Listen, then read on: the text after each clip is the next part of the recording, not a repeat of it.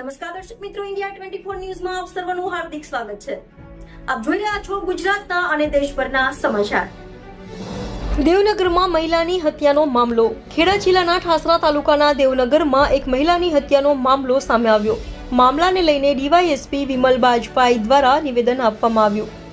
વિઠ્ઠલપુરા તાબે દેવનગરમાં ખેતરની ઓરડીમાં રહેતા જ્યોતિકાબેન રાજુભાઈ ઠાકોર ઉંમર વર્ષ 40 નામની મહિલાનો મૃતદેહ મળી આવ્યો હતો।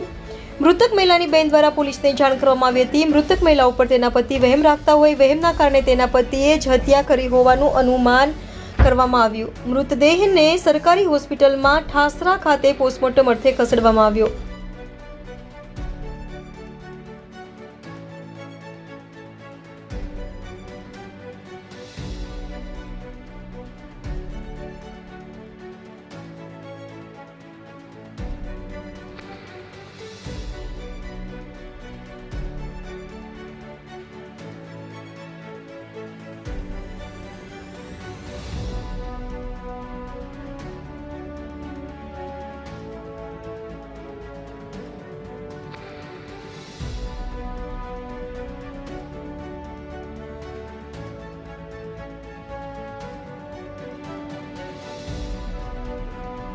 ઠાસરા તાલુકાના વિઠ્ઠલપુરા ગામના દેવનગર ફળિયાની અંદર આવેલા લાલાભાઈ અરવિંદભાઈ પટેલના ખેતરમાં જે કૂવા પર ઓડિયો છે તેમાં રહેનારા જ્યોતિકાબેન સોમાભાઈ ઠાકોર નાઓની લાશ એમની ઓડીમાં મળી આવેલી।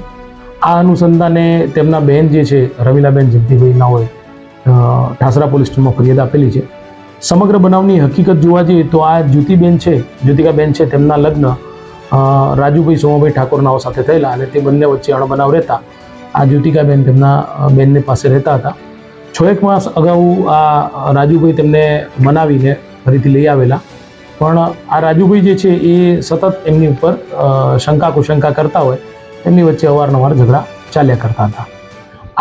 આ અનુસંધાને જે ગઈકાલે તારીખ 20/9/24 રોજ જે છે એ આ જે કૂવાની ઓડિયો હતી એ ઓડિયોમાં લગભગ 9-1 વાગ્યાના સુમારે આ જ્યોતિકાબેન, રાજુભાઈ અને એમની 2 દીકરીઓ એ સૂવા માટે જતા રહેલા અને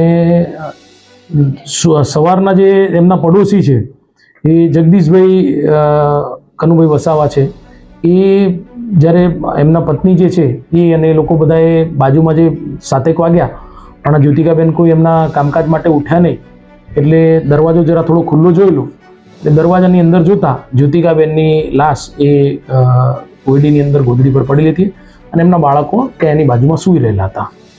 એટલે તેમને એમની બેન આ રમીલાબેનને આ બાબતે જાણ કરેલી। એમના પતિની તપાસ કરેલી તો રાજુભાઈ સોમાભાઈ ઠાકોર જે એમના પતિ છે એ ક્યાંય આસપાસમાં મળી આવેલ નહીં અને એ અનુસંધાને રમીલાબેને એમના પતિ જ્યોતિકાબેનના પતિ રાજુભાઈ સોમાભાઈ ઠાકોરની વિરુદ્ધમાં ખૂનના બનાવ સંદર્ભે ફરિયાદ આપેલી છે। પોલીસે તપાસ હાથ ધરેલ છે અને બાકી આગળની કાર્યવાહી ચાલુ છે।